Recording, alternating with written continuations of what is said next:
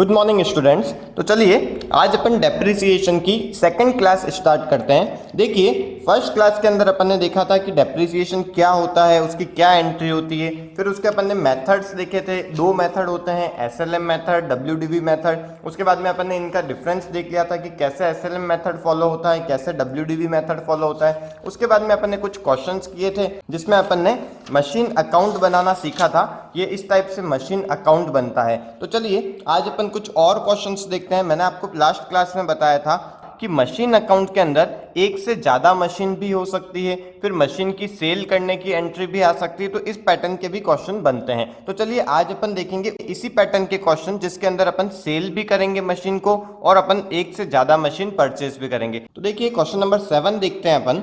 A van was purchased on 1st April 2015 for 60,000 and 5,000 was spent on its repair and registration। तो देखिए यहाँ पे अपन ने 60,000 की एक वैन परचेज करी है और 5,000 का उस पर रिपेयर का एक्सपेंडिचर हुआ है और रजिस्ट्रेशन का एक्सपेंडिचर हुआ है। तो अपन हमेशा यही चीज मानते हैं कि 60,000 प्लस 5,000 जो टोटल वैन अपन ने परचेज करी है वो 65,000 की परचेज करी है। देन आगे देखिए क्या लिखा है। On 1st October 2016 another when was purchased for 70,000। तो देखिए मैं जो आपको बता रहा था कि यहाँ पे अब एक से ज्यादा मशीन, तो अभी यहाँ पे वैन अपनी एसेट है तो यहाँ पे एक से ज्यादा वैन परचेज हुई है। देन आगे देखिए क्या लिखा हुआ है। On 1st April 2017 the first van purchased on 1st April 2015 was sold for 45,000 and a new van costing 1,70,000 was purchased on the same date। देखिए क्या लिखा हुआ है कि 1 अप्रैल 2017 को अपन ने जो फर्स्ट वाली वैन थी उसको अपन ने सेल कर दिया है 45,000 में और उसी दिन अपन ने एक और दूसरी वैन परचेज कर ली है 1,70,000 की। देखिए आगे क्या करना है। Show the van account from 2015-16 to 17-18 on the basis of SLM method if the rate of depreciation charged is 10%। तो यहाँ पे अपने को देखिए स्क्रैप वैल्यू या रेजिडुअल वैल्यू, यूजफुल लाइफ ये नहीं गिवन है, अपने को डायरेक्टली परसेंटेज गिवन है कि 10% आपको डेप्रिसिएशन लगाना है। यहाँ पे आगे लिखा है assume that books are closed on 31st March every year. तो अपन को यदि ये लाइन नहीं भी लिखी होती तो भी अपन यही करते, 31st मार्च को ही अपना अकाउंटिंग ईयर अपन क्लोज करते। देखिए इसका अपन अकाउंट बनाते हैं। तो देखिए यहाँ पे मैंने वैन अकाउंट बना लिया है। देखिए अपने को इस पैटर्न के जो क्वेश्चंस हैं उसमें एक बार काम कर लेना चाहिए। इस पैटर्न से करना चाहिए जैसे कि 2015, 16, 16, 17 और 17, 18। अब अपने को यहाँ पे एक बार नोट कर लेना चाहिए रफ में कि कितनी परचेज हुई है एक साल के अंदर और कितनी सेल हुई है। तो देखिए इस क्वेश्चन के अंदर अपने को लिखा हुआ था 1 अप्रैल 2015 को अपन ने परचेज किया, मतलब इस ईयर के अंदर एक परचेज हुई है, तो इसलिए मैंने यहाँ पे एक पी लिख दिया है। देन देखिए on 1st October 2016 another machine was purchase. अब देखिए 1st October 2016 जो है वो इस ईयर के अंदर फॉल करेगा, तो यहाँ पे भी मैं एक पी लिख देता हूँ क्योंकि इस साल भी एक परचेज हुई है। इसके बाद में देखिए क्या लिखा हुआ है। On 1st April 2017 next year के अंदर 17-18 ईयर के अंदर एक क्या हुई है, सेल हुई है। कौन सी वाली मशीन सेल हुई है, जो फर्स्ट वाली मशीन थी वो सेल हुई है और उसी ईयर के अंदर on the same date a new van costing 170 was purchase, मतलब इसी साल के अंदर एक परचेज भी हुई है। तो आपको बस इससे एक आइडिया लग जाएगा कि इस ईयर में अपने को एक परचेज करनी है, इस ईयर में अपने को एक परचेज करनी है और इस ईयर में अपने को एक सेल और एक परचेज करनी है। ये आपको हमेशा ध्यान रखना है कि जो फाइनेंशियल ईयर होता है वो हमेशा अप्रैल से लेके मार्च तक चलता है। तो उस तरीके से आप अपनी परचेज और सेल डिसाइड करेंगे कि वो कौन से ईयर के अंदर फॉल कर रहा है। तो चलिए अपन देखते हैं क्वेश्चन के अंदर यहाँ पे कैसे करेंगे स्टार्ट। यहाँ पे लिखा हुआ था 1 अप्रैल को अपन ने मशीन परचेज करी है 65,000 की, तो अपन यहाँ पे लिख देंगे 1 अप्रैल 2015 टू बैंक आ जाएगा। यहाँ पे जब अपन ने वैन परचेज करी है तो van account debit to bank करेंगे यहाँ पे, तो 65,000 रुपीज़ में अपन ने ये वैन परचेज करी है। देखिए फर्स्ट ईयर के अंदर अपने पास में और कोई भी ट्रांजेक्शन नहीं हुआ था, ये अपने को यहाँ से पता पड़ जाएगा। तो अपने को यहाँ पे क्या करना रहेगा ओनली, अब बस ईयर का एंड होएगा, ईयर के एंड में अपने को डेप्रिसिएशन लगाना है। तो यहाँ पे ईयर का एंड देखिए कब होएगा, 31/3/2016, 31 मार्च 2016 के अंदर अपन डेप्रिसिएशन लगाएंगे ईयर के एंड पे।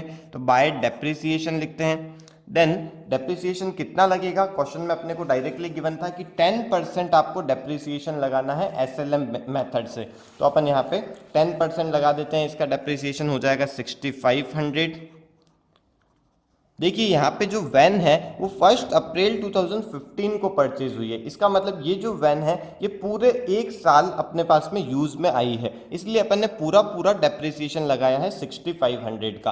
देन यहाँ पे ईयर क्लोज होएगा 31 मार्च 2016 को, तो यहाँ पे अपने पास में कितना बैलेंस बच जाएगा, इस 65,000 में से अपन इसे माइनस कर लेंगे। देखिए क्या आ जाएगा 58,500, ये अपने यहाँ पे निकल जाएगा और यहाँ पे अपन ईयर को क्लोज कर देंगे। तो ये ईयर क्लोज करेंगे तो 65,000 यहाँ पे टोटल हो जाएगी और यहाँ की टोटल भी 65,000 हो जाएगी।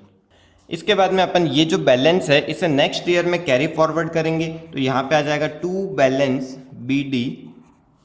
BD का मतलब होता है बैलेंस ब्रॉट डाउन, तो यहाँ पे आ जाएगी डेट 1 अप्रैल 2016। इसके जो नेक्स्ट दिन होता है वो अपन यहाँ पे लिख देंगे टू बैलेंस BD, और बैलेंस कितना आ जाएगा 58,500। अब देखना है अपने को इस ईयर में क्या हुआ है। तो देखिए इस ईयर में क्या हुआ है, एक अपनी परचेज हुई है एक और वैन। तो यहाँ पे अपन डेट देख लेते हैं, यहाँ पे इसकी 1 अक्टूबर 2016 को एक वैन परचेज करी है अपन ने 70,000 की। तो अपन क्या कर देंगे यहाँ पे 1 अक्टूबर मतलब 10th महीना हो गया, टू बैंक। तो देखिए ये अपनी सेकंड वैन है, इसलिए मैं यहाँ पे सेकंड लिख रहा हूँ, और ये 70,000 में मैंने परचेज करी है तो मैं यहाँ पे 70,000 लिख दूंगा। अब आपको क्या करना है, इस ईयर में और कुछ भी नहीं हुआ है तो ईयर के एंड में अपने को डेप्रिसिएशन लगाना है। तो यहाँ पे ईयर एंड होएगा 31 मार्च 2017 को, तो यहाँ पे मैं डेप्रिसिएशन लगाऊंगा बाय डेप्रिसिएशन। अब आपको क्या देखना है कि क्योंकि यहाँ पे अब दो वैन हो गई है तो मैं यहाँ पे अलग अलग लिख दूंगा, फर्स्ट वैन और सेकंड वैन। फर्स्ट वैन पे अपने को डेप्रिसिएशन कितना लगाना पड़ेगा, वो पूरा डेप्रिसिएशन लग जाएगा, क्योंकि यहाँ पे एसएलएम मेथड है तो जो ओरिजिनल कॉस्ट होती है उसी के ऊपर अपन डेप्रिसिएशन लगाते हैं। तो फर्स्ट वाली मशीन के ऊपर सेम डेप्रिसिएशन लग जाएगा 6500 का, और सेकंड वाली जो वैन है उसके ऊपर डेप्रिसिएशन कितना लगेगा। देखिए 70,000 में अपन ने वैन परचेज करी है, इसका 10% होता है 7,000। बट अपने को एक चीज ध्यान रखनी है, क्योंकि ये वैन अपन ने कब परचेज करी है, 1 अक्टूबर को परचेज करी है, इसका मतलब अक्टूबर से लेके मार्च तक 6 महीने होते हैं, तो आपको ओनली 6 मंथ का ही डेप्रिसिएशन लगाना पड़ेगा। तो 10% जो डेप्रिसिएशन था वो पूरा ईयर का डेप्रिसिएशन होता है, मतलब 7,000 जो डेप्रिसिएशन है ये पूरे ईयर का डेप्रिसिएशन है। तो हाफ ईयर का डेप्रिसिएशन कितना हो जाएगा, वो हो जाएगा 3500 का। बस अब आपको क्या करना है, ये इसका टोटल यहाँ पे लिख देंगे पूरा डेप्रिसिएशन दोनों वैन का, और इसके बाद में ईयर क्लोज हो रहा है तो ईयर क्लोज का अपने को बैलेंस लिखना पड़ेगा बाय बैलेंस CD। अब आपको क्या देखना है कि जो फर्स्ट वैन थी उसमें से आपको फर्स्ट का डेप्रिसिएशन माइनस करना है, और जो सेकंड वैन थी उसमें से आपको सेकंड का डेप्रिसिएशन माइनस करना है। तो देखिए अपन माइनस कर लेते हैं यहाँ पे, तो यहाँ पे आ जाएगा फर्स्ट वाली जो वैन है उसका बैलेंस बचेगा 52,000 का, और जो सेकंड वाली वैन है उसका बैलेंस जो है वो कितना बच जाएगा 66,500 का, और इसका अपन टोटल लगा लेंगे। देखिए 52,000 प्लस 66,500 कितना हो जाएगा, ये हो जाएगा 118,500, इतना इसका बैलेंस आ जाएगा। अब आप क्या कर लेंगे, ईयर क्लोज करेंगे, ईयर क्लोज करने पे जो टोटल आएगी वो दोनों की टोटल बराबर आनी चाहिए। तो आप देखेंगे, देखिए दोनों साइड का जो टोटल है वो सेम आ रहा है 128,500, और इधर भी आप देखेंगे 128,500, ये इसका बैलेंस आ जाएगा। अब देखिए अपन क्या करेंगे, नेक्स्ट ईयर के अंदर ये वाले जो बैलेंस है इनको अगेन यहाँ पे कैरी फॉरवर्ड करेंगे, ब्रॉट डाउन करेंगे। तो यहाँ पे अपन लिख देते हैं टू बैलेंस BD, और फर्स्ट एंड सेकंड मशीन आ जाएगी यहाँ पे। तो देखिए फर्स्ट और सेकंड मशीन का कितना बैलेंस आ जाएगा, ये जो बैलेंस CD जो इसमें था वो यहाँ पे बैलेंस BD में आ जाएगा। तो फर्स्ट वाली मशीन के अंदर 52,000, सेकंड वाली मशीन के अंदर 66,500 का बैलेंस आ जाएगा, और ये जो डेट आएगी ये क्या आ जाएगी, इसके नेक्स्ट दिन मतलब 1 अप्रैल 2017 आ जाएगा। अब आपको क्या देखना है, देखिए कि इस ईयर के अंदर क्या हो रहा है। तो इस ईयर के अंदर एक सेल हो रही है और एक परचेज हो रही है, तो आपको दोनों ट्रांजेक्शन्स करने पड़ेंगे। देखिए कैसे करेंगे अपन, ये चीज़ आपको समझनी है। सेल का ट्रांजेक्शन आपके लिए फर्स्ट टाइम आ रहा है तो अपन इसको अच्छे से समझेंगे एक बार। तो देखिए क्या लिखा हुआ था, on 1 April 2017 the first van purchased on 1 April 2015 was sold for 45,000। देखिए जो फर्स्ट वाली वैन है उसको अपन ने 1 अप्रैल 2017 को बेच दिया है। तो पहले अपन इसका ट्रांजेक्शन समझते हैं। देखिए क्या होएगा।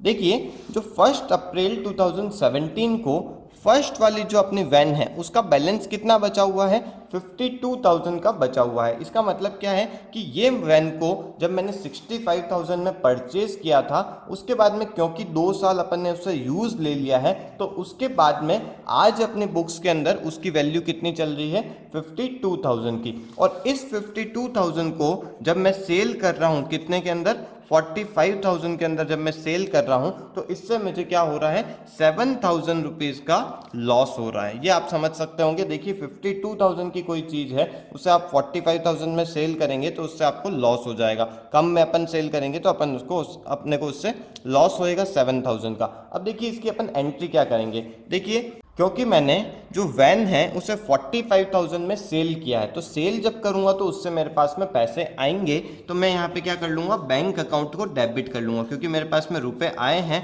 तो इससे मेरा क्या होएगा, बैंक अकाउंट बढ़ जाएगा, तो इसलिए मैंने एसेट को डेबिट कर दिया। दूसरी चीज देखिए, जो वैन है वो 52,000 की गई है, तो क्रेडिट व्हाट गोज आउट, अपने यहाँ से क्या चला गया, वैन अपने यहाँ से चली गई, तो उसको अपन क्या कर लेंगे, क्रेडिट कर लेंगे। तो टू वैन यहाँ पे कर लूंगा मैं 52,000 रुपीज का, और डेबिट कितने रुपए से करूंगा, 45,000 से उसे डेबिट करूंगा। और 7,000 का मुझे क्या हुआ है, यहाँ पे लॉस हो गया। तो लॉस जब होता है तो उसे अपन डेबिट करते हैं, और यहाँ पे नाम क्या आ जाएगा, टू P&L अकाउंट कर दूंगा मैं, इसे डेबिट करके 7,000 रुपीज। अब देखिए जब मैं वैन अकाउंट बना रहा हूं, तो वैन अकाउंट के अंदर देखिए वैन को तो मुझे क्रेडिट करना है, तो वैन अकाउंट को मैं यहाँ पे क्रेडिट साइड में लिखूंगा इस एंट्री के हिसाब से।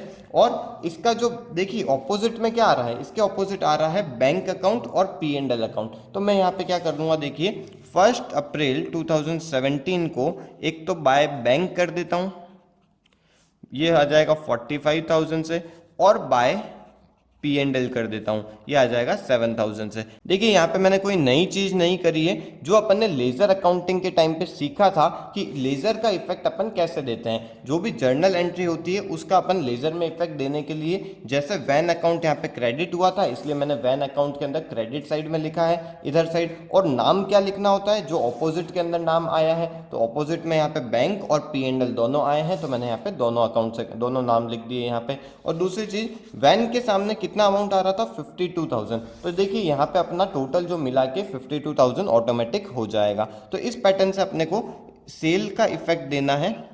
देखिए एक चीज का अपने को और ध्यान देना है कि जब अपने लॉस होएगा किसी भी मशीन को या किसी भी एसेट को अपन जब सेल करेंगे, लॉस होता है तो अपन उसे क्रेडिट साइड में यहाँ पे लिखेंगे, और जब उसे जिसमें अपने को प्रॉफिट होता है तो उस केस में अपन उसे यहाँ पे लिखेंगे। देखेंगे जब प्रॉफिट वाले क्वेश्चन आएंगे तो वो भी मैं आपको बताऊंगा। तो चलिए अभी अपन आगे बढ़ते हैं। तो देखिए मैंने यहाँ पे इसका फर्स्ट वाली जो वैन है उसका सेल का जो प्रोसीजर है वो मैंने पूरा कर दिया। अब आपको क्या करना है, क्योंकि इस साल के अंदर और क्या हुआ है, इस साल में मैंने सेल करी तो सेल का इफेक्ट मैंने दे दिया। अब एक परचेज भी हुई है, तो परचेज कब हुई है, 1 तारीख को ही हुई है, तो 1 अप्रैल 2017 यहाँ लिखूंगा टू बैंक। और मैंने कितने में वैन परचेज करी है, तो मैंने परचेज करी है देखिए 1,70,000 के अंदर, तो मैं यहाँ पे इसे लिख दूंगा 1,70,000। अब इसके अलावा और कुछ भी ट्रांजैक्शन नहीं हुआ है। अब आपको क्या करना है, ईयर एंड होएगा, ईयर एंड पे आपको डेप्रिसिएशन लगाना है। तो देखिए यहाँ पे 31 मार्च 2017 लिखता हूं मैं, बाय डेप्रिसिएशन करता हूं। अब देखिए जो फर्स्ट वाली वैन है वो क्योंकि सेल हो चुकी है, तो अब अपने पास में वो पड़ी हुई नहीं है, तो उसके ऊपर डेप्रिसिएशन लगाने का कोई चांस ही नहीं बनता है। अब अपन को डेप्रिसिएशन किसके ऊपर लगाना है, जो सेकंड वैन है और जो थर्ड वैन है उसके ऊपर अपने को डेप्रिसिएशन लगाना है। तो मैं यहाँ पे सेकंड और थर्ड लिख देता हूँ। सेकंड के ऊपर देखिए डेप्रिसिएशन कितना लगेगा, इसकी जो ओरिजिनल कॉस्ट थी, देखिए ओरिजिनल कॉस्ट कितनी थी, 70,000 की कॉस्ट थी। 70,000 के ऊपर 10%, क्योंकि इस ईयर के अंदर वो पूरी यूज हुई है, तो इसके ऊपर पूरा डेप्रिसिएशन लग जाएगा 7,000 का। और और जो थर्ड वाली वैन है वो देखिए 1,70,000 में अपने परचेज हुई है, तो 170 में परचेज हुई तो इस पे 10% लगाएंगे तो 17,000 का डेप्रिसिएशन लग जाएगा। देखिए ये भी वैन जो है ये पूरी यूज़ हुई है, 1 अप्रैल से लेके 31 मार्च तक यूज़ हुई है, इसलिए यहाँ पे पूरा डेप्रिसिएशन लगेगा। देखिए अब इसका मैं टोटल कर लूँगा, 17,000 प्लस 7,000 कितना हो जाएगा, ये 24,000 का टोटल डेप्रिसिएशन हो गया। अब मेरे को ईयर एंड के ऊपर बैलेंस वैल्यू निकालनी है, तो बाय बैलेंस CD कर लूँगा मैं सेकंड वाली वैन और थर्ड वाली वैन। फर्स्ट वाली वैन का तो कोई बैलेंस बचेगा ही नहीं।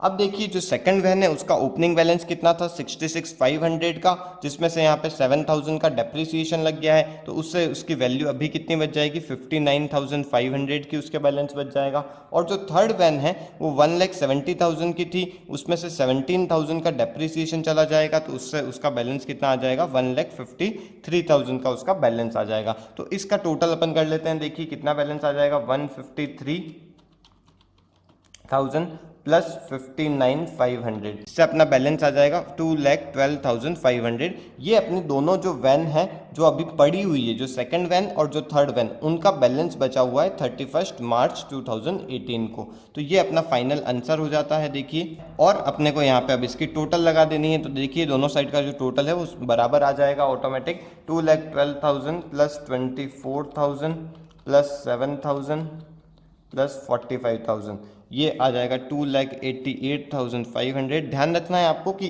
पूरे ईयर का आपको टोटल करना है, ईयर के पहले वाले टोटल नहीं करने हैं, एक साल का आपको टोटल करना होता है। तो इधर भी आपको इन सब का टोटल करना है और इधर साइड में भी आपको इधर का दोनों का टोटल करना है। तो दोनों साइड का जब अपन टोटल करेंगे तो ये आ जाएगा 288,500, ये आपका फाइनल आंसर हो जाता है। तो ये आपका कंप्लीट वैन अकाउंट बन जाएगा।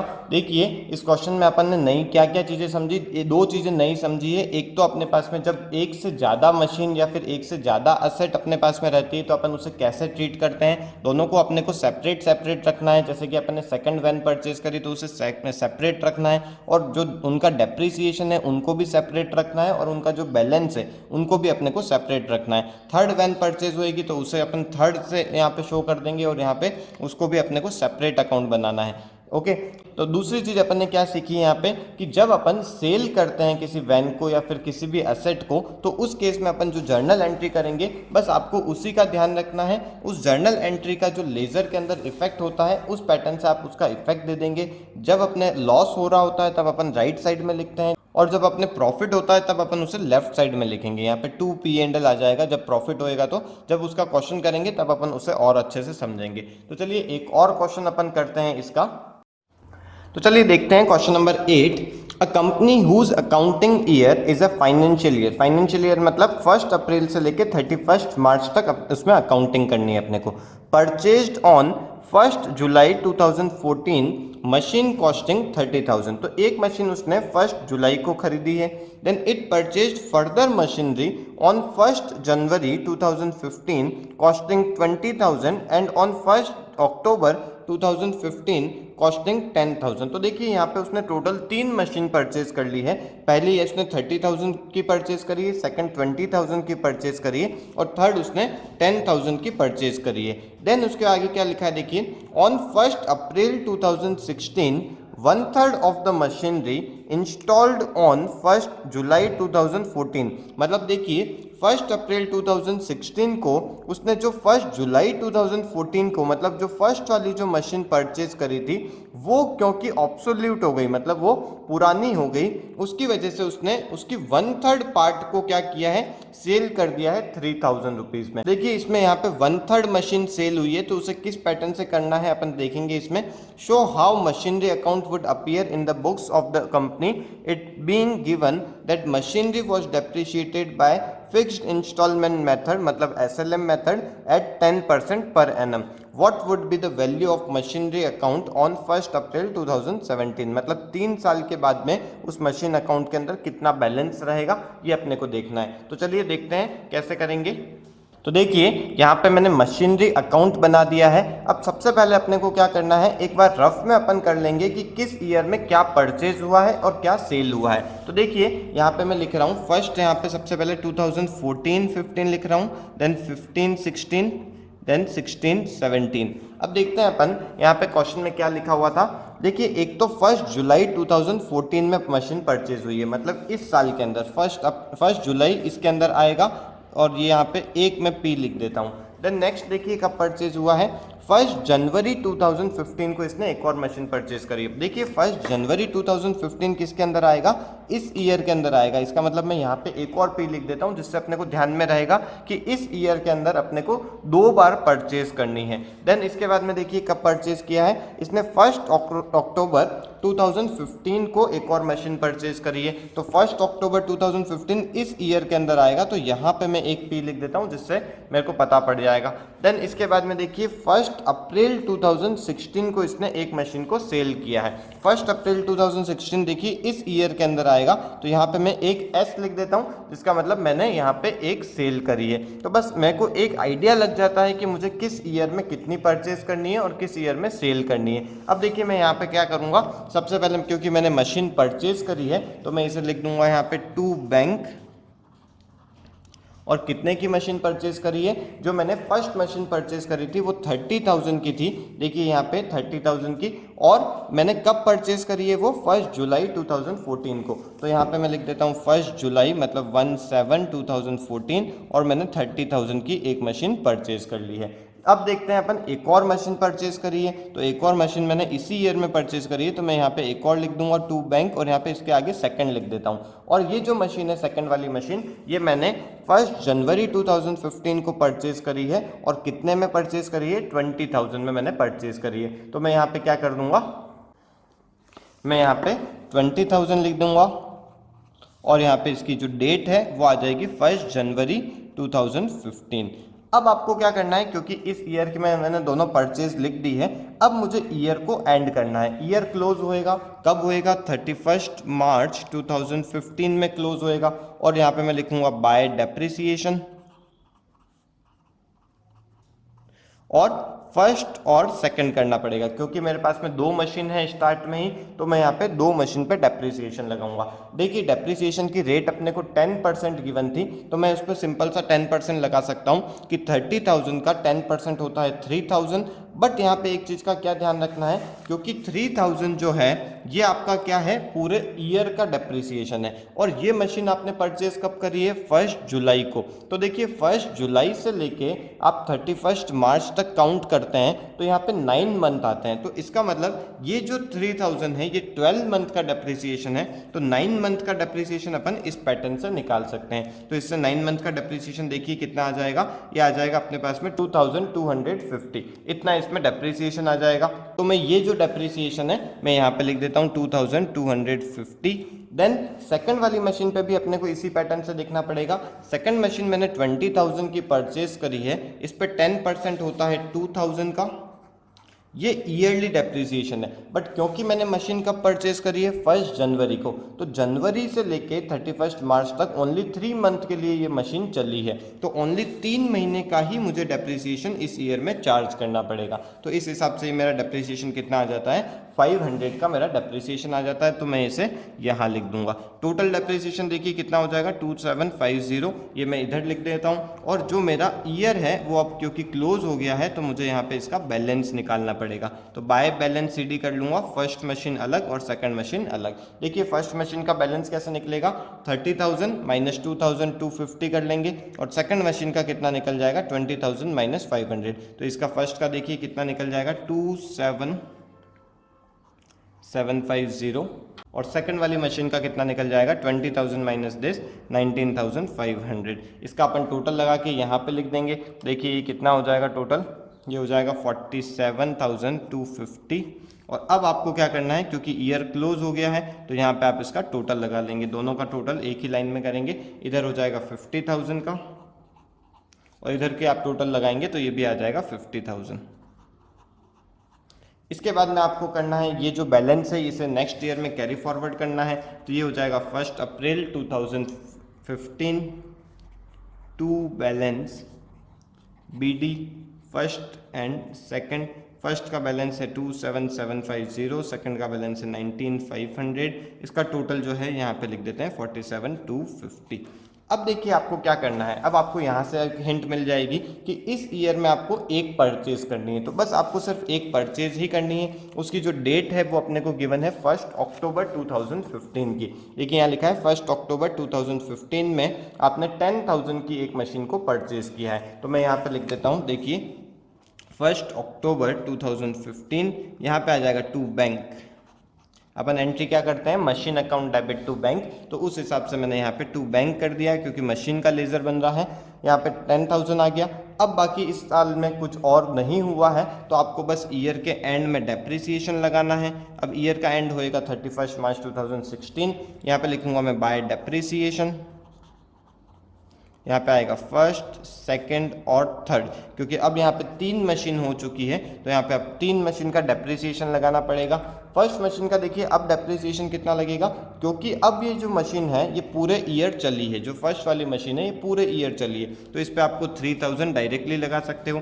सेकंड वाली जो मशीन है ये भी अब इस साल पूरे साल चली है, अप्रैल से लेके 31 मार्च तक चली है, इसका मतलब इस पर भी आप पूरा डेप्रिसिएशन लगाएंगे। और थर्ड वाली जो मशीन है ये पूरे ईयर नहीं चली है तो इस पर आपको डेप्रिसिएशन ओनली हाफ ईयर का लगाना पड़ेगा, क्योंकि अक्टूबर से लेके मार्च तक 6 महीने ही होते हैं। तो 10,000 का 10% होता है 1,000, ये पूरे ईयर का डेप्रिसिएशन है। हाफ ईयर का डेप्रिसिएशन हो जाएगा 500 का। इसका आप टोटल लगा देंगे, यहाँ पे आ जाएगा 5,500। और अब आपको क्या करना है, ईयर को क्लोज करना है, बाय बैलेंस CD लिख देंगे।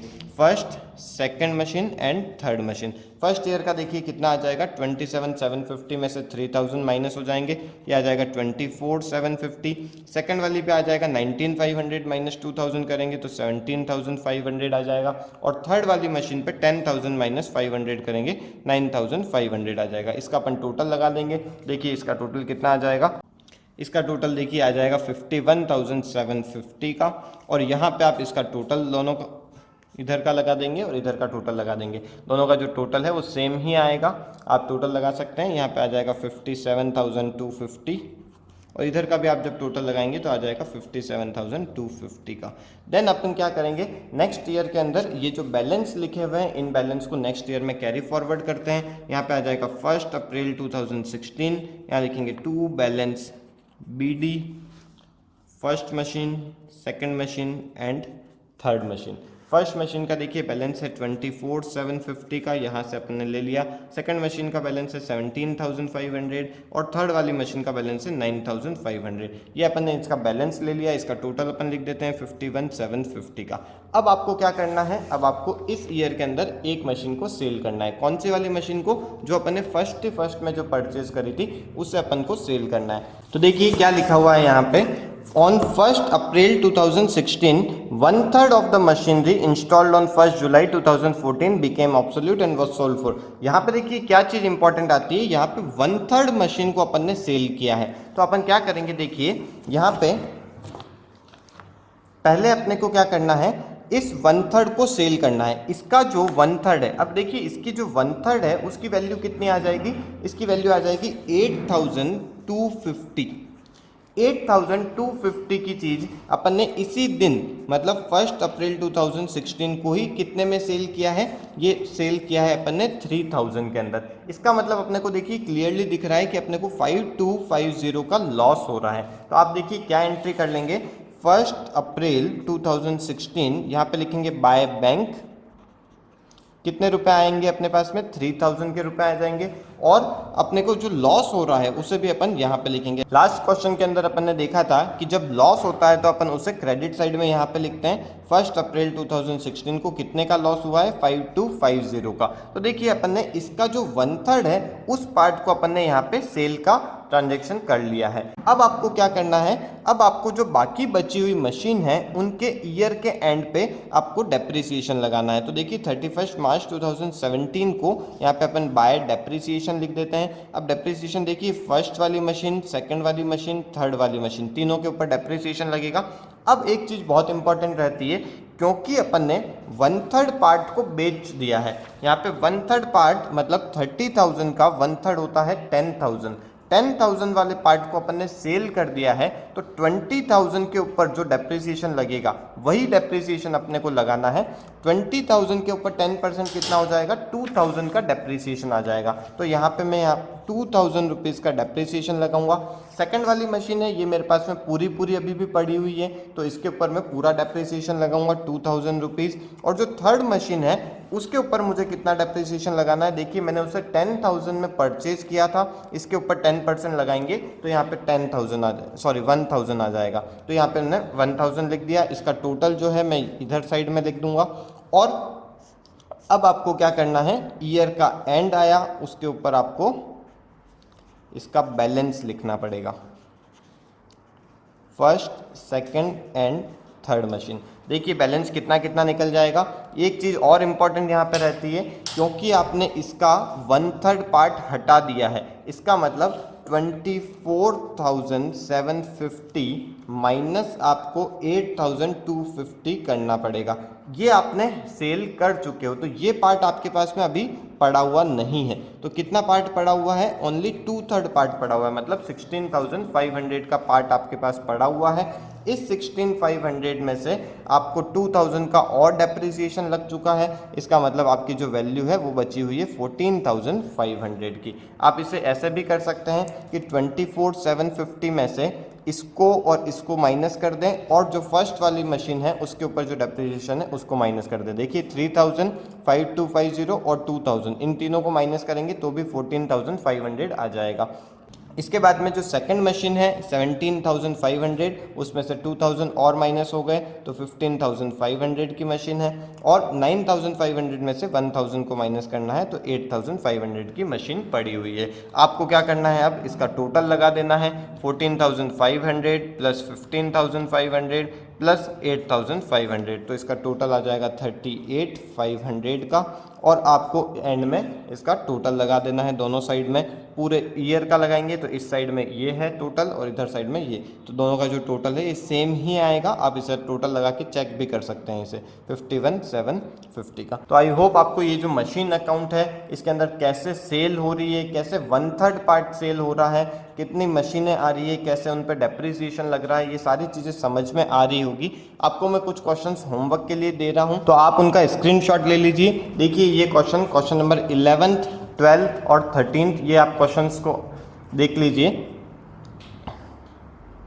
देखिए एक चीज़ यहाँ पे और चेंज है, यहाँ पे विद जीएसटी दे रखा है, जो भी ट्रांजैक्शंस हैं विद जीएसटी है। देखिए यहाँ पे मैं एक बार बता देता हूँ आपको। Modern limited purchase the machinery on 1 August 2015 for 60,000.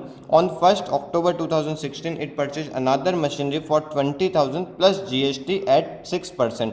तो आपको क्या करना है, आपको बस इतना सा ध्यान रखना है कि जीएसटी और एसजीएसटी इन दोनों को बिल्कुल इग्नोर करके आपको क्वेश्चन करना है। 20,000 की जो मशीन परचेज हुई है, बस आप वहाँ पे टू बैंक के अंदर 20,000 ही लिखेंगे। सीजीएसटी और एसजीएसटी इसे आपको बिल्कुल इग्नोर कर देना है। देखिए आगे क्या लिखा हुआ है, on 30 June 2017 it sold the first machine in 2015 for 38,500 charging IGST. तो यहाँ पे भी आपको क्या करना है, जीएसटी को बिल्कुल इग्नोर कर देना है। जीएसटी क्यों इग्नोर होता है, देखिए क्योंकि जब अपन परचेज करते हैं तो उस जीएसटी का अपने को इनपुट मिल जाता है। तो क्योंकि अपने को इनपुट अलग मिल जाता है इसलिए अपने को इस जीएसटी का कोई रोल नहीं रहता है। जब अपन मशीन अकाउंट बनाते हैं तो आपको नॉर्मल 60,000 20,000 इन्हीं से आपको एंट्रीज करनी है, इन्हीं से आपको पूरा क्वेश्चन करना है। तो देखिए यहाँ पे जीएसटी है बट जीएसटी को बिल्कुल इग्नोर करेंगे अपन, तो उसी पैटर्न से जो अपन ने क्वेश्चंस किए हैं उसी पैटर्न से ये क्वेश्चंस बन जाएंगे।